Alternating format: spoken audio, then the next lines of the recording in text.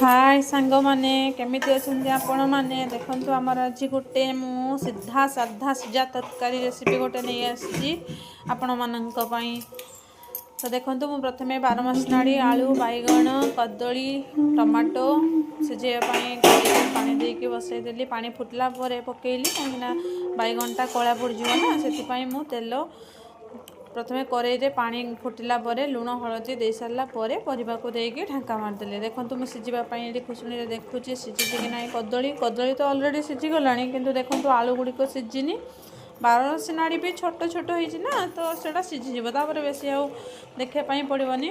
12 सिनाड़ी तो बाबा रे बाबा बहुत रेट आम आड़े। आपणक मान आड़े केते रेट 300 टंका। तो मु आम घर को जाइथिली ना सेठी आम घर पाख गोटे बड़ मांग घरे होता 12 मसनाड़ी मुझे घर नहीं आसली से मन है आसिक घरे गरम गरम 12 मसनाड़ी आलू बैगण तरकारी खायापाई मत तो बहुत भल लगे। आम आड़े को कौन कहते ना सिजा तरकारी आपण आड़े कौन कहते निश्चय जनइबे मते।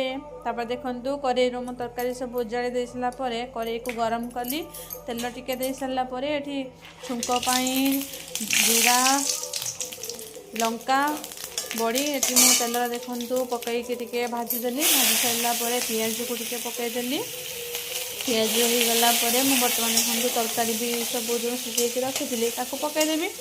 ताको बर्तमान 2 मिनट फुटे गला गरम गरम बाढ़ीदेली बेला को बेला टिके जीरा गुंड गार्निशिंग करदेली। तापर गरम गरम भात डाली भी ऑलरेडी आमर हो सारा सिझा तरकारी कि बसजी खायापाई बर्तमान गरम गरम। आपण मानकु केमिति लागे रेसिपीटा मते तो बहुत बढ़िया लगे। आपण मानकु केमिति लागे मते निश्चय जनइबे। रहिली जय जगन्नाथ।